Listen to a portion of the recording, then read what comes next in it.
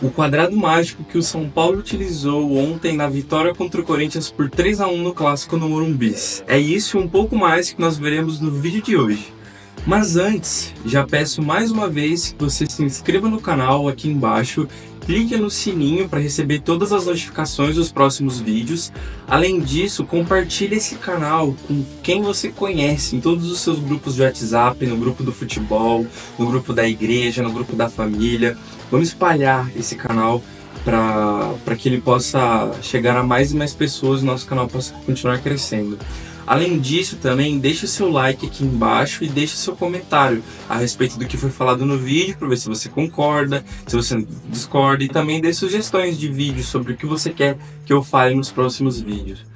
Mas já adentrando no tema, antes de falar do jogo, nós temos que falar sobre dois assuntos importantíssimos. O primeiro, é claro, que a partida foi adiada por 1 hora, o jogo era para acontecer às 6h30 da tarde, acabou acontecendo às 7h30 da noite, por conta das fortes chuvas em São Paulo. E acredito que se fosse em qualquer outro estádio do Brasil, não qualquer outro estádio, mas em mais de 90% dos estádios do Brasil, nós não teríamos esse jogo acontecendo, por conta da péssima qualidade dos nossos gramados. Mas como o Morumbi está sendo muito bem tratado, com uma ótima drenagem, nós podemos ter um grande jogo no Morumbi, com mais de 55 mil pessoas lá, e a chuva não prejudicou tanto o jogo. É óbvio, tinha algumas partes do campo que nós tínhamos grandes poças, mas mesmo assim o jogo foi muito bem jogado e as duas equipes fizeram uma ótima partida, na minha opinião. E o segundo tema, antes da gente falar do que aconteceu na partida, que é muito triste, que é muito delicado, foi a briga que aconteceu a cerca de 15 quilômetros do Morumbi, por volta de 1h30 da tarde, entre dezenas de torcedores, alguns da Gaviões da Fiel e alguns da Independente. E a gente volta no tema do primeiro vídeo do canal, que foi o porquê de nós termos apenas torcida única em clássicos paulistas. E além dos quatro grandes, também isso vale para Guarani e Ponte Preta. E é muito triste a gente ver isso. Você lê as notícias, torcedores com um pedaço de pau na mão, com barra de ferro na mão, para simplesmente tentar matar torcedores que vestem outra camisa. Sabe, qual é a sua opinião aqui embaixo? Você é mais radical? Você acha que realmente isso faz parte do futebol? Ou você pensa como eu, que acha que de verdade isso é a maior idiotice do mundo? O futebol é para se alegrar, o futebol é para zoar o amigo, é para brincar, é pela zoeira. E simplesmente o futebol é isso que a gente vê no Brasil. Infelizmente, é isso. São vagabundos que fazem isso. Fazendo algumas pesquisas, eu vi que isso começou em 2016 e a Federação Paulista de Futebol tomou essa decisão por conta de uma briga entre torcedores do Palmeiras e do Corinthians que resultou em uma morte. E falando em briga de torcidas que ficaram mais famosas ultimamente, foi uma em 2022 entre Palmeiras e Cruzeiro. E olha que loucura, o Cruzeiro, que estava na Série B na época, estava indo para Campinas jogar uma partida pela Série B contra a Ponte Preta, e o Palmeiras estava indo a Minas para fazer uma partida contra o Atlético Mineiro. E olha que absurdo, uma coisa não tem nada a ver com a outra. E os dois ônibus se encontraram, saiu um quebra-pau, os vídeos são muito impactantes. E, mais uma vez, tivemos um morto e 17 feridos. E em outubro do ano passado também nós tivemos outro confronto famoso entre Palmeiras e Cruzeiro, uma emboscada que a torcida do Palmeiras fez para os cruzeirenses. E aí sim, mais uma morte nós tivemos e 12 pessoas ficaram gravemente feridas. Então, olha, olha o estrago que causa essas pessoas, esse tipo de pessoas. É horrível, é algo que nós não gostamos de falar, mas que infelizmente tem que ser falado. E mais uma vez, repito, essas pessoas, esses caras não são torcedores, eles são vagabundos, são canalhas. Mas agora falando da parte boa do vídeo, vamos falar da partida, né? Foi um jogo muito equilibrado, principalmente no primeiro tempo, na minha opinião. E mesmo São Paulo tentando buscar o jogo durante todos os 45 minutos, quem teve as melhores chances foi o Corinthians. Numa falta sofrida em cima do Coronado, que o Depay bateu muito bem e o Rafael fez uma boa defesa. E aos 34 minutos, onde o Kaká, no cruzamento, tocou forte de cabeça no canto e o Rafael operou simplesmente um milagre. Foi um milagre aquilo ali.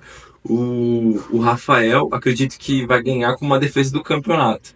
Foi assim, uma das defesas mais bonitas que eu vi na minha vida. Mas e você, torcedor São Paulo, o que você acha do Rafael? Estava sendo muito criticado no passado. E o que você acha que. E onde você acha que o São Paulo pode chegar nesse Campeonato Paulista? Você acha que o São Paulo está brigando fortemente pelo título? E algo a se atentar também nesse lance foi o Arboleda. Depois do Rafael ter feito aquela defesaça, a bola bateu na trave, voltou no Rafael e o Arboleda, preparado para afastar a bola, ele simplesmente dá um chute super fraco. A bola ia ficar pro jogador do Corinthians fazer o gol, se não me engano, o Memphis Depay, mas ela desvia um jogador na frente do Corinthians e acaba indo para fora, gerando um tiro de meta pro São Paulo. E uma jogada ainda no primeiro tempo, numa descida do Yuri Alberto, ele fez um belo drible, ganhou na velocidade. Ele até poderia ter chutado, mas ele preferiu rolar pro meio. Ele rolou a bola fraco e o Arboleda simplesmente foi lá e, em vez de dar o bicão, de afastar a bola, ele deu um chutinho fraco e o Corinthians teve mais uma oportunidade que poderia ter resultado no gol. Então o Arboleda foi muito displicente nesse primeiro tempo. Mas no segundo tempo, nós tivemos um controle total do São Paulo, que conseguiu aproveitar as falhas do Corinthians. O primeiro gol do São Paulo foi assim. Foi horrível a marcação do Corinthians. Primeiro do Mateuzinho, que não conseguiu chegar na velocidade com o Lucas. E segundo com o Kaká, um zagueiro de 1,85 m, perdeu na altura pro Lucas, que tem 1,72 m. E é óbvio, não tem como tirar o mérito do Lucas, que foi uma jogada muito bem feita por ele, a corrida, a impulsão, o tempo de bola e um cruzamento também magistral do Oscar. E então o São Paulo abriu o placar, fez 1-0 com o gol do Lucas. E logo na sequência, com um erro bizarro da defesa do Corinthians, uma saída de bola assim, completamente displicente. O Luciano pegou a bola, entrou na meia-lua e rolou pro lado.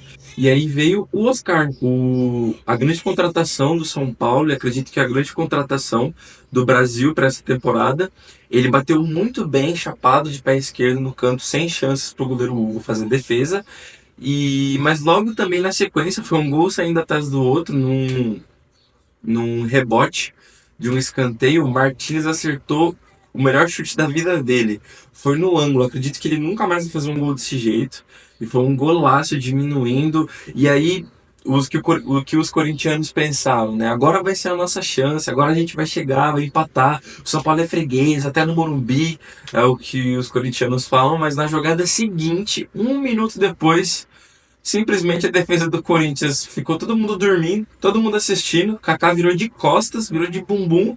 E o Lucas foi lá e desfilou na defesa do Corinthians e acabou fazendo o gol, que matou o jogo. E de novo, nós voltamos. O mérito é total do Lucas também.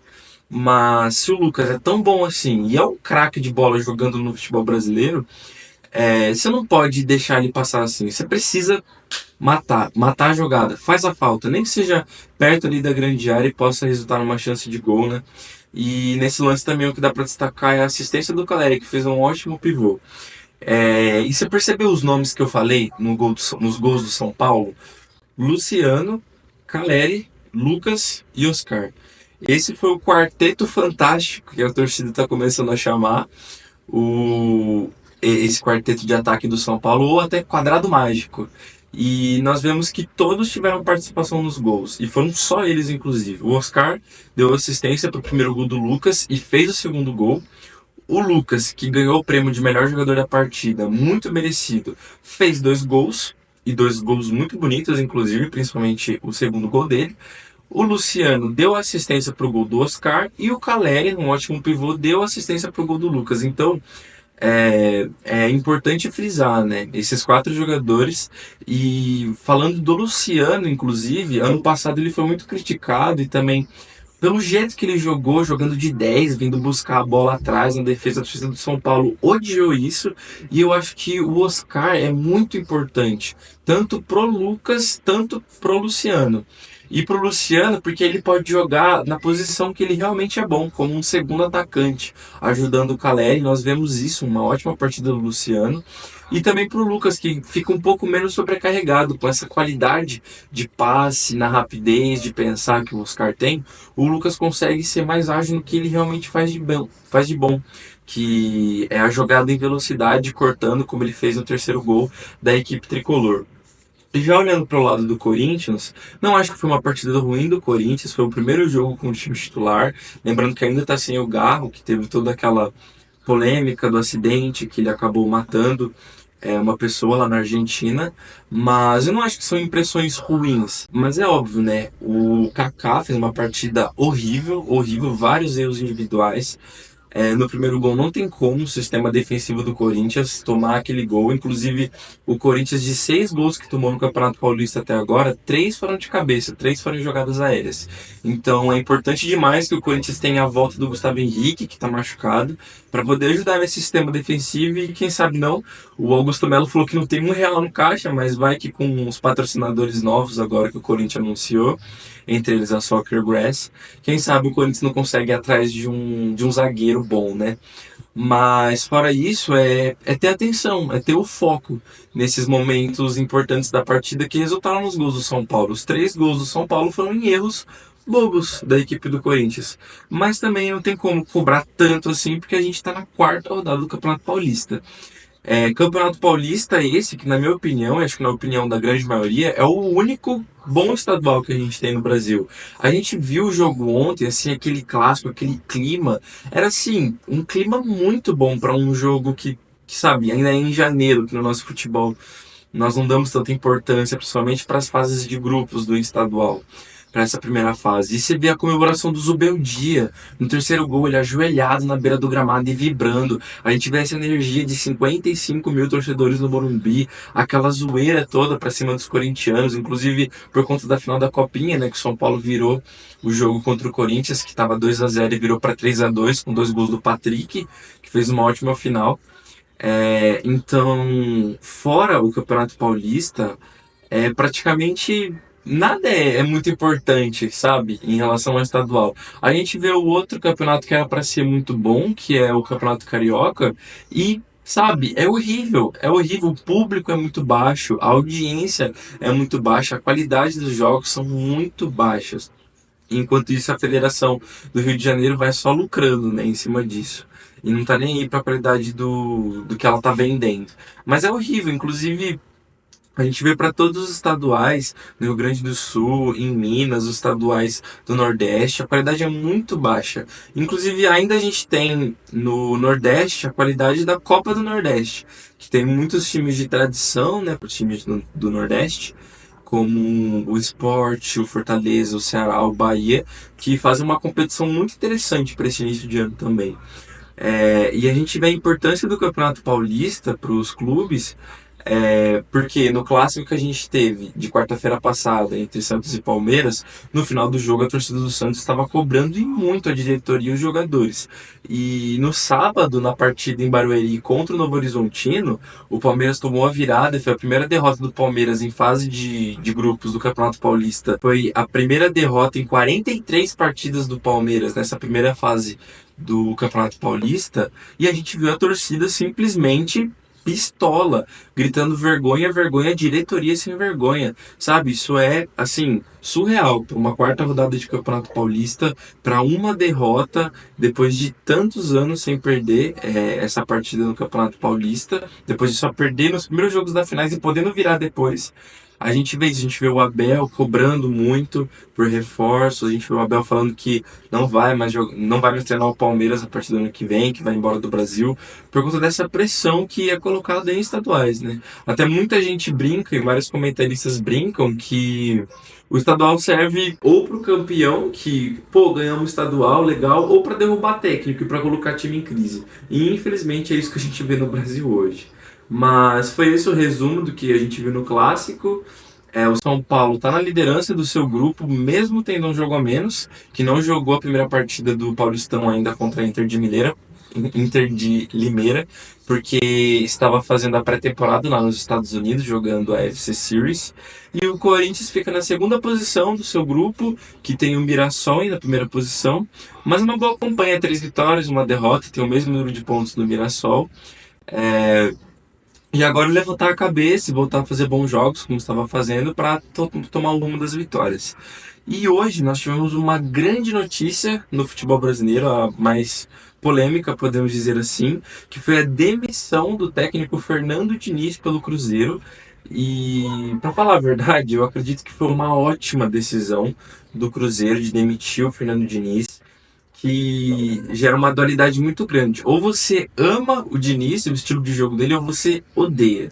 E assim, eu não odeio, mas eu acho que não ter outras saídas para o estilo de jogo, eu acho um problema tão grande. Não ser flexível com o que o jogo precisa, com o que o jogo está pedindo, eu acho que é o principal defeito do Fernando Diniz e dos seus times, que geralmente começam bem o trabalho e depois vão caindo. E inclusive no Cruzeiro nem começou bem o trabalho, né?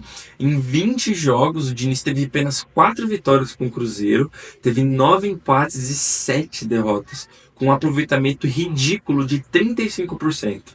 Então acho que não tinha nem como. Em 3 partidas no Campeonato Mineiro, apenas venceu um jogo e empatou outro, perdeu outro contra equipes assim, muito ruins, de pouquíssima expressão no futebol nacional.